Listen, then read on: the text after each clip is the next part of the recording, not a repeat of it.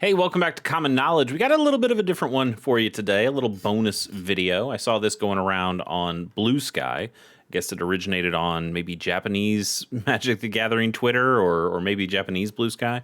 But somebody built this website in GitHub where you can just talk about the 9 Magic cards that made you, or the 9 cards that represent you in some way. And I thought that was a neat thing, maybe something I could do for the channel. We're a Pauper channel, so I'm going to do the top 9 Pauper cards to me. You know, these are not necessarily the best cards, but they are the cards that I feel are, the most representative of the ways I like to play and the kinds of cards I like, or just, maybe it's art that I really dig.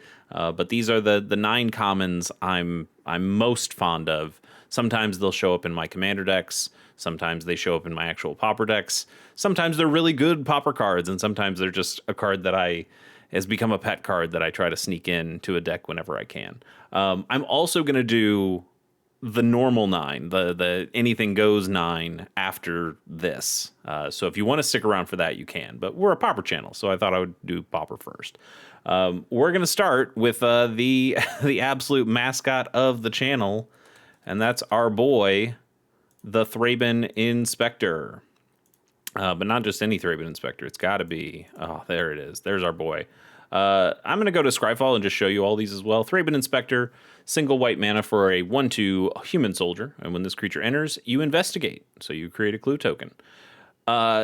He's so good. He's just so good. What a great turn 1 play, especially in your Orzhov Blade decks. That's where he probably gets the most play. You see him in a couple other places as well, but like White Weenie, go wide kind of decks. But Orzhov Blade is the first Pauper deck I ever made, and you have to get 4 copies of this guy. And then Novice Inspector came in, and maybe you want to grab a copy or 2 of that as well. But this is my guy, and this art specifically is the one that I like. I love that also this art, despite being like a really cool, like, oh, this thing might cost you, I don't know, $5 or $6. It costs you 78 cents, which is certainly more expensive than any of these other versions. And I do like this retro frame one too, but 78 cents for a really cool style of this card. It's the mascot of the channel. It's the one that we love. Big fan of Thraben Inspector. One of my favorite Magic cards ever, but certainly one of my favorite Pauper cards. Speaking of one of my favorite Pauper cards, it's Dreamstalker. Dreamstalker, I know we've done this on the channel before, for one of our rating the 10 Pauper cards, but we're going to talk about him again. He's 1 in a blue for a 1/5 illusion. When this creature enters, you return a permanent you control to its owner's hand. So I was playing during Time Spiral block, and I think I was in high school, like late middle school, early high school, somewhere around then. And this is the first card I remember seeing that made it click in my mind that, oh, this doesn't have to be a downside. We'd seen like big green creatures, maybe even black creatures. I think it's mostly green, where you could play the creature for slightly cheaper. It still costs you something like 4 or 5 mana to get the creature down, but you could play that card and then you would bounce generally another creature back to your hand. We saw those. In fact, I think there's like a whole cycle of cards that would do that. There's like a pelican or something in white that does. It looks like a pelican. Maybe it's not a pelican exactly, but it does a similar thing. And those always felt like downsides when I tried playing those cards. I have to come down on board presence. That really sucks. This is the first time, because this thing is so cheap, just 1 in a blue, and because it's already so good. It's a 1/5, which blocks damn near everything, right? On the ground at least. But you're able to play this so cheaply that you're able to bounce something back to your hand and then probably play it again that turn. And if it has a cool ETB trigger, or has a leaves trigger, which I guess not a whole lot of stuff had leaves triggers back then, but they definitely do now. And so this card has become a card that I've played a bunch in kind of like whiteless bounce blink decks. I've got a Dimir blink bounce deck that is all about flickering or bouncing things like Tithing Blade again, because I just love my blade so much. You might see it a little bit later. Or Hopeless Nightmares, or the Kenku Artificer to bring that back to your hand and play that again. And I'm playing the indestructible lands with that, so you make another one of your lands, one of your other indestructible lands into a creature. You get to do all sorts of fun shenanigans, and then this guy just stalls a bunch of big creatures from the other side of the table. And I just love him. I really do. I don't think he shows up as much these days in a lot of Pauper lists. There's mostly just better cards you can play. I think a lot of those Orzhov Blade decks became Esper Blade bounce decks and have found more use there. And so when you're splashing the white, you already have the better bounce creatures than Dreamstalker, so you end up playing those instead. But I think you could get away with not playing white and just going Dimir and making those decks work as well. And this guy is a big reason why. Also, again, back when I was playing in high school times, you don't have a ton of money to just open endless packs. I don't now either. But this card, I believe, came as a 4 of in one of the theme decks in Time Spiral that I owned. So, when you have those collections as a kid and you go, well, I just got to play with whatever cards I get. We weren't making standard decks back then. We were just making, these are the cards I own decks. And having 4 copies of a card like this, a real enabler engine kind of thing, allowed me to build some really cool decks back in the day. Where if you only had 1 copy of this, maybe you wouldn't get to do that, and maybe you wouldn't even think about it. But when you have 4 copies and go, oh, I can actually use this as a pretty repeatable engine. Okay, pretty cool. Yeah, Dreamstalker, he's an all-time favorite for sure. These aren't in order, by the way. This is, Thraben His Spectre might be the number 1 anyway, but these are just 9 cards, not necessarily ranked. We've talked about it enough. Let's just put in our boy over here, Tithing Blade. Tithing Blade, 1 and a black for an artifact. When this artifact enters, each opponent sacrifices a creature of their choice, and you can craft with a creature for 4 and a black, which means exiling this artifact, exiling a creature you control or a creature card from your graveyard, and returning this card transformed under its owner's control. You can only do that as a sorcery, and it transforms into the Consuming Sepulcher, which is an artifact that says at the beginning of your upkeep, each opponent loses 1 life, and you gain 1 life.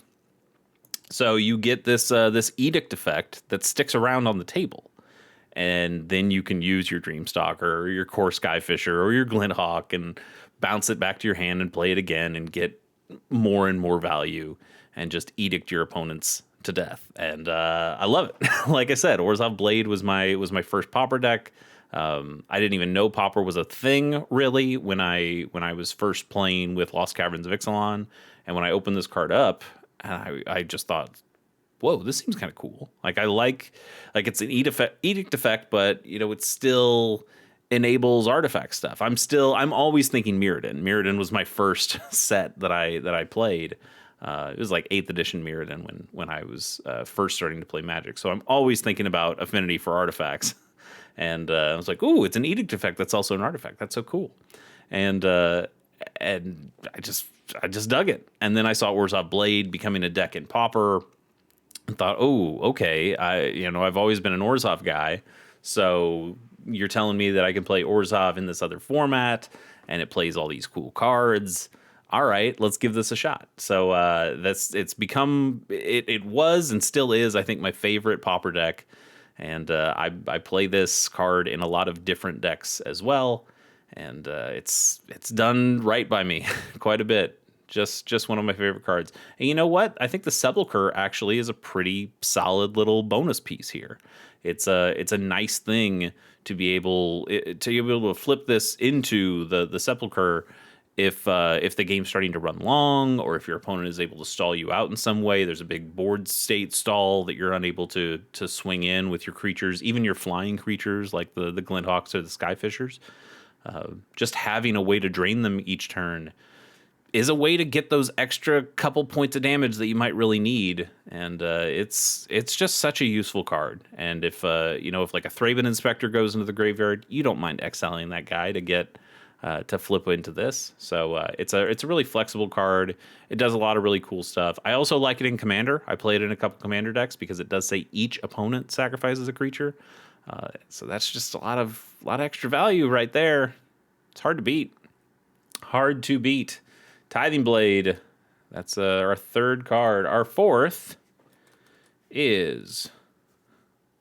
It does kind of take away some of the the anticipation, since it's filling out just everything, because I've already done this. I did this on a laptop, so I could more easily and quickly do it for you here. But yes, Ninja of the Deep Hours is our next card here. Specifically, you got to go back to the Betrayers of Kamigawa version, and man, ninjas are cool. What can I say? This was also when I was playing Magic for the first time. This would have been middle school times when I was playing with these, and I just thought Kamigawa ruled. I liked playing with samurais. I liked playing with ninjas. I thought ninjutsu was a really cool ability. It's one of the reasons why I, as much as I don't really like Ninja Turtles, as a Universes Beyond set, I do kind of like Sneak, as it's just kind of bringing more ninjutsu stuff back in. It's all right, but I do think it's lame that we call the fairies deck a fairies deck and not a ninja deck. I even on Mox Field, I call my mono blue fairies deck. I just call it Pauper Ninjas, because these are the cards that matter more. The fairies are cool, I guess, but they are enablers to get the ninjas down for me. And Ninja of the Deep Hours, 2 mana. Okay, let's actually speak about what the card is. 3 and a blue for a 2/2 human ninja with ninjutsu for 1 and a blue. So you can pay 1 and a blue and return an unblocked attacker you control to hand. Put this card onto the battlefield from your hand, tapped and attacking. And whenever this creature deals combat damage to a player, you may draw a card. So, lots of cool things you can do with it. The easy one is when you're playing it in the fairies deck, is you put a fairy down on 1, or I guess now you can do like the Ilvoy Galeblade on 1 with flash speed. So you get a little flyer out there, very evasive creature. On turn 2, you swing in. They probably don't have a blocker, or at least not an aerial blocker for you, and you can pay 2 mana. And now you bring this guy in, deal 2 damage to him, draw a card, have your flyer back in your hand. It just gives you a bunch of value. It's such a good card. It's so good. The Moon Circuit Hacker gets played a lot these days too, and gets played alongside this guy. I think if you're gonna end up dropping one, you end up usually dropping Ninja of the Deep Hours to 3, maybe even 2 copies, depending on what kind of shell you're playing with it. The mono blue fairies I play has 4 of each. I think these cards are great, so these are the cards you play. Works with the Of One Mind in the fairies decks, the card that draws 2 if you have a human and a non-human creature out on the board, which is very easy when you have all these human ninjas and all these non-human fairies. It just works in a lot of those shells, but I think it can work in other shells as well. If you just have ways of making creatures unblockable, or creatures with really evasive abilities, creatures with menace, creatures with I guess not trample, but with unblockability, with flying, lots of ways of making that happen, with shadow, I suppose. So you can do lots of things to be able to go and grab that extra card. And 2/2 body is not too terrible either. You get like it's kind of a grizzly bear, but it's a grizzly bear that just does so much more. Really cool card. Really, really cool card. And it's a cool ninja. And at the time, it was like a really affordable cool ninja. It's still affordable. This is Pauper, but wow, it's $150 for this card. If you want the really cool retro framed one, it's $4.50. I don't really want to spend $4.50 on that, but I do like the retro frame for sure. We also did get, let's go to all the prints on this one. We got a Secret Lair version, and that's fine, but I also do like this Jumpstart version. I have 1 copy of this, and that's some pretty cool art too, but it's not Betrayers of Kamigawa cool. So this is my guy. All right, we're on to our 5th card, and this is one that I think we've also done this on the channel before. I think it should get more credit than it gets, but it's Goldhound. Goldhound, 1 single red mana for a 1/1 artifact creature, Treasure Dog, with first strike, with menace, and you can tap and sacrifice this creature to add 1 mana of any color. That's what a treasure does. This is such a good turn 1 play, in my opinion. It's a creature that is incredibly hard to block with having the menace, but also the first strike, sometimes they won't even want to block it. The treasure part of it allows you to cast. It allows you to kind of ramp on turn 1 as well, which is cool if you need to do that. It can get you to some of your bigger spells faster. I think this is a really good target to be kind of a Voltron-y thing. Like, not necessarily. I'm not saying this is your next Bogle's deck or anything like that, but I do have a Pauper deck, the Boros. It's not really a synthesizer deck list. It does play synthesizer, but it's more about playing equipment out, like the flash speed equipment that immediately attaches to a creature and gives it a power boost. And this is the perfect creature to give it to, because it has that first strike, because it has that menace, makes for incredibly difficult blocks for the opponent, and then you flash in a couple of equipment that make this guy into a 3/1, a 5/1 with first strike and menace, and now you're really screwing up an opponent. It's just a great card. It's just a great card. I understand all the reasons. Some people think it's a little too slow, which is wild for a 1-drop to be considered too slow.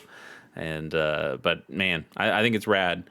Also, if you're playing in Commander or something, I think this is a pretty good card to play if you have any of those cards that say, if something in your graveyard has these keywords, like one of the keyword soup kind of guys. There's not even in your graveyard. Like there's the Odric, right? Like Odric gets all the stuff that all your guys have. There's a big angel who gives all your the angel with partner, right? Who it's one of the Avacens, isn't it? Who gives all your creatures the keywords if one of your creatures has the keywords. There's the Urborg Scavengers that is able to exile cards from your graveyard and get the abilities that this has. There's the Jurassic Park guy who I think exiles cards from your graveyard, and for every keyword that one of your guys has, your big, is that Indominus Rex or Indoraptor or one of them, they get all the keywords as well. And this guy, for 1 mana, he gets you a bunch of keywords. So some cool things you can do with there. I know some of the colors, like none of the cards I mentioned there were red in the Commander stuff. So you'd have to find a different Commander to work with those to make this guy work. But just, they put so much stuff into one card, and I love it for it. Also, it's dog.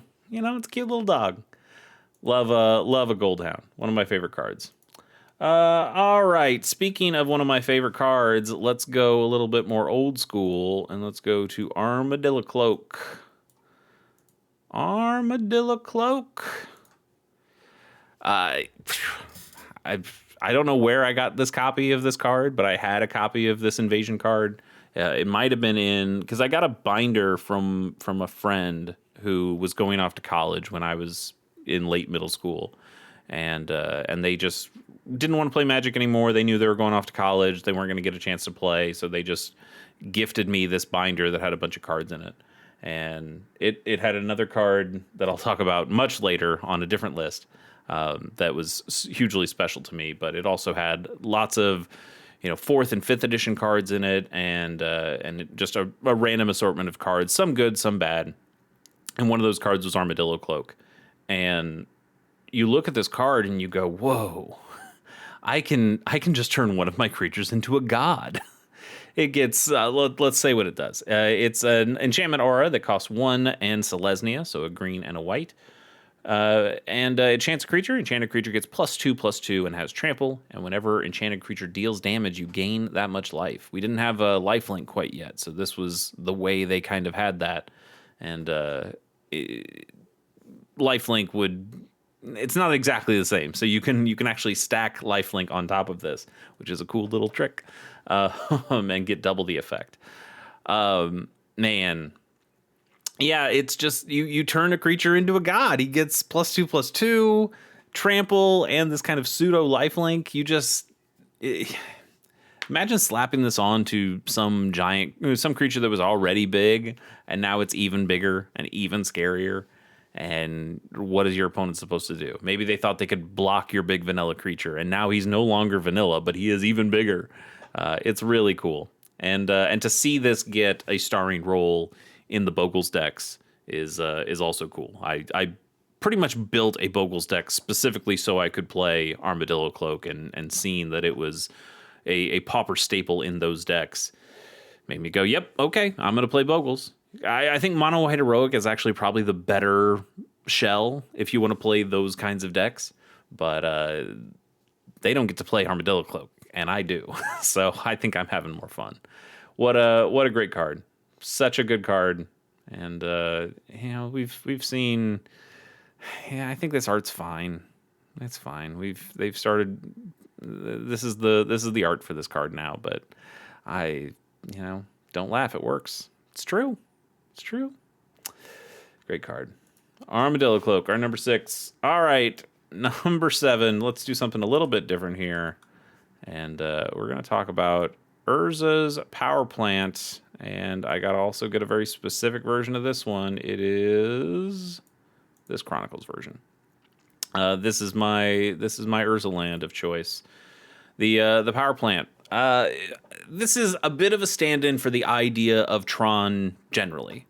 I think Urzatron is a cool thing you can do in multiple formats, but I think it's really cool that you can do it in Pauper, that these things are all common, and you're able to assemble these lands into making a ton of colorless mana for you. I just think that's a super cool thing you can do, and it's obviously led to a bunch of different kinds of decks in Pauper. I have a Monstertron list, which I'm pretty happy with. I know there's Altertron and some combo kind of Tron stuff that you can do, and I think that's really cool as well. I just like putting out the big bodies. It warms the little Timmy in my heart to be able to play just some giant dudes with all this giant mana that I'm producing. This specifically is my favorite power plant. It's my favorite Urza land of any of them. It looks like a power plant. It looks cool. We can see all the prints. I think this one's nice. I would just want it in a retro frame, and they have not done that so far. So that one's not really quite to my taste. The bug, people love the bug. It's fine. You can like the bug.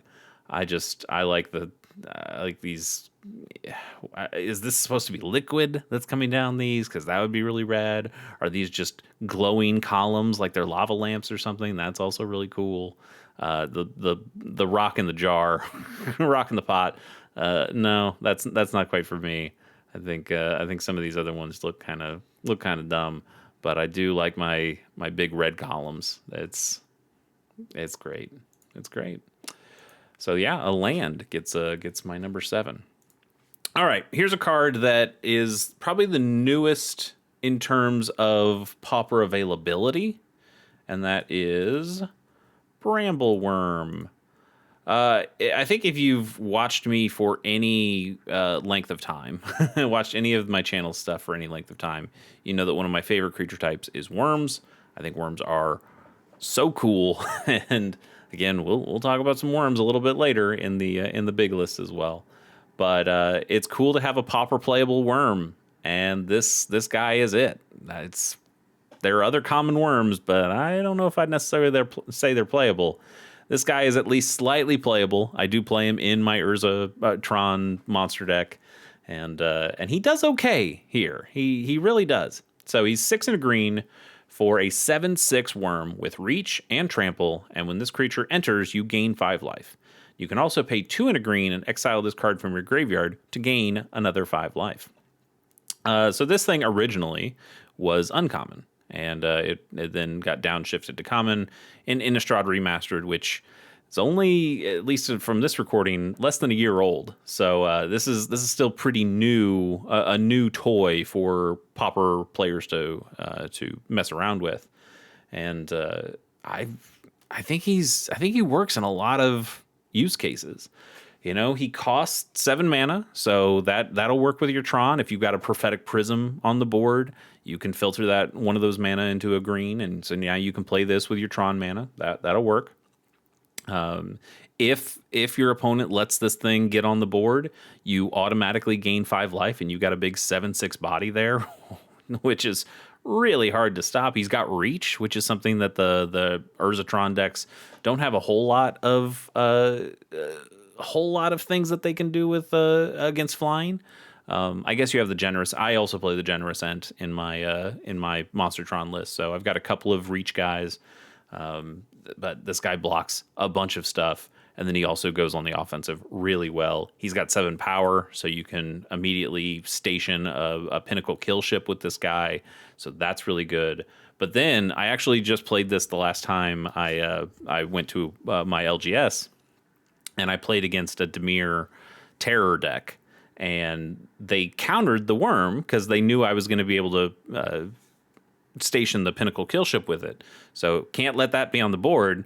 So they counter it. It goes to the graveyard, but now it's got graveyard value. I can exile it from my graveyard and gain another 5 life off it. So it was giving me even more turns to live and potentially find answers to put down another big creature. So it's difficult. It just makes really difficult decisions for your opponent. Do they kill this and then you gain even more life? Do they counter it and then you can gain a little bit of life?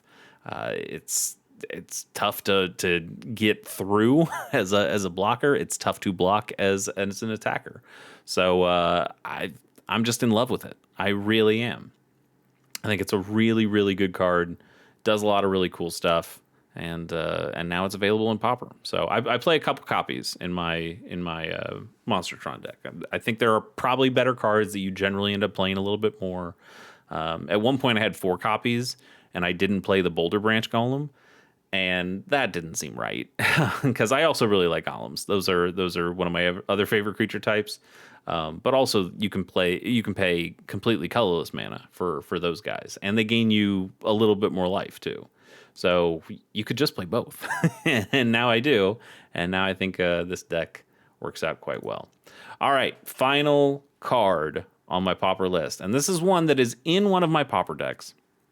It's probably the worst card in the deck, but I just don't have the heart to take it out. I used to have 3 copies, and then I went down to 2, and now I've gone down to 1, but I just can't get rid of it. It's Inspiring Overseer from Streets of New Capenna. 2 New Capenna cards on this list, which is a little odd. I wasn't playing during when New Capenna was new, and so I've come to this after the fact. It is in Foundations though. They really like this card because then it came out in Jumpstart. Then it got a Secret Lair version, which I think is gross. And then it went into the Bloomborough Commander deck because it has a good ETB trigger for the Offspring deck that was there. Then they made it Foundations. Then they also put it in Foundations Jumpstart. They love this card, and I get why, because I love this card. 2 and a white for a 2/1 Angel Cleric. It's got flying, and when this creature enters, you gain 1 life and you draw a card. That's just a lot of value. A lot of great value in a single card. So I've got this in my Orzhov Blade deck as a single copy. It is a thing that you can bounce. It's the most expensive thing to bounce. And I understand that it's probably not the best thing. But it does draw you cards in that deck. And it does gain you a little bit of life, which is kind of nice.